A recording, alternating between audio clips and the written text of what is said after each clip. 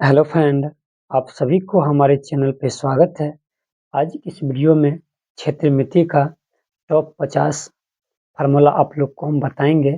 अगर आप वीडियो शुरू से अंत तक देख लेते हैं, इस वीडियो से आपको काफ़ी कुछ सीखने को मिलेगा। आइए वीडियो को स्टार्ट करते हैं। देखिए, फार्मूला नंबर 1, वृत्त का क्षेत्रफल बराबर पाई आर स्क्वायर होता है। देखिए फार्मूला नंबर दूसरा, वृत्त का परिधि बराबर 2 पाई आर होता है। देखिए फार्मूला नंबर थर्ड, वृत्त का व्यास बराबर 2 आर। देखिए फार्मूला नंबर चौथा, वृत्त का त्रिज्या बराबर d/2 होता है। देखिए फार्मूला नंबर पांचवा, अर्धवृत्त का क्षेत्रफल बराबर 1/2 पाई आर स्क्वायर होता है। देखिए फार्मूला नंबर छठा, अर्धवृत्त का परिधि बराबर पाई आर प्लस 2r होता है।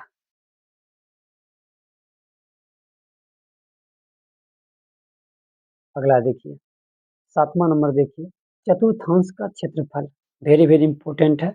चतुर्थांश का क्षेत्रफल बराबर 1/4 पाई आर स्क्वायर होता है। देखिए आठवां फार्मूला, चाप की लंबाई बराबर 2 पाई आर थीटा बट्टे 360 या पाई आर थीटा बट्टे 180।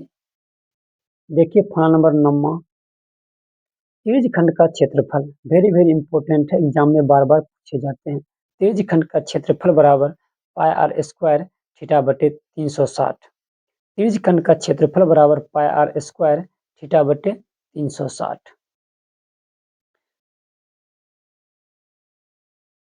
अगला देखिए 10वां, दीर्घ त्रिज्यखंड का क्षेत्रफल बराबर 360 माइनस थीटा बटे 360 गुने पाई आर स्क्वायर।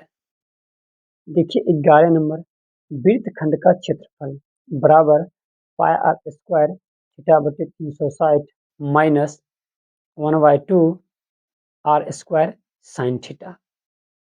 देखिए 12 नंबर, दीर्घ वृत्तखंड का क्षेत्रफल बराबर pi R square minus into pi R square theta बटे 360 minus 1/2 R square sine theta.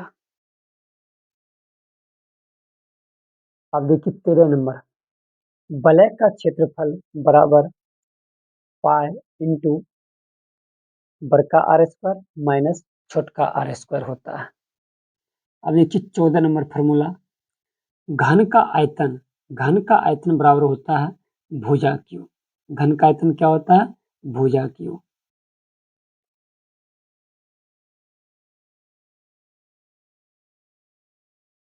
देखिए 15 नंबर, घन का पृष्ठीय क्षेत्रफल बराबर 6 गुने भुजा स्क्वायर। घन का पृष्ठीय क्षेत्रफल बराबर 6 गुने भुजा स्क्वायर। अब देखिए 16 नंबर, घन का विकर्ण बराबर √3 गुने भुजा।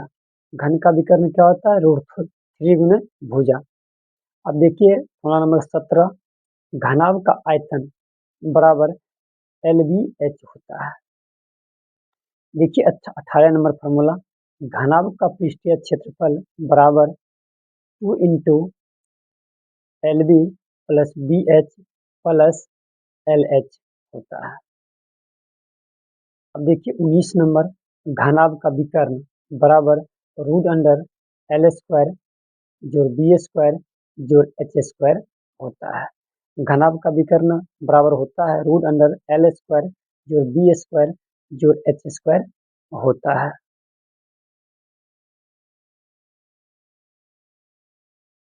देखिए फॉर्मूला नंबर 20, आयत का क्षेत्रफल बराबर L गुने बी।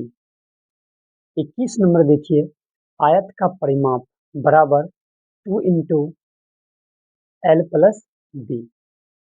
अब देखिए 22 नंबर, आयत का विकर्ण बराबर √L स्क्वायर जोड़ बी स्क्वायर। अब देखिए 23 नंबर फार्मूला, वर्ग का क्षेत्रफल बराबर होता है भुजा स्क्वायर। वर्ग का क्षेत्रफल क्या होता है? भुजा स्क्वायर। देखिए 24 नंबर, वर्ग का परिमाप बराबर होता है 4a।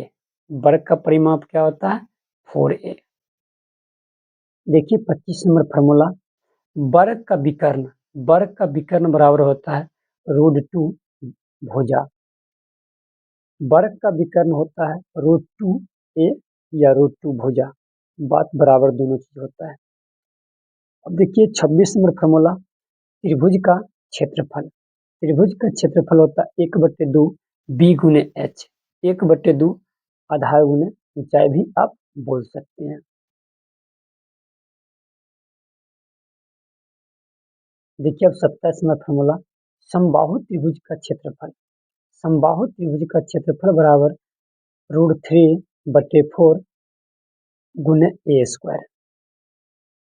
अब देखिए 28 नंबर, समबाहु त्रिभुज की ऊंचाई।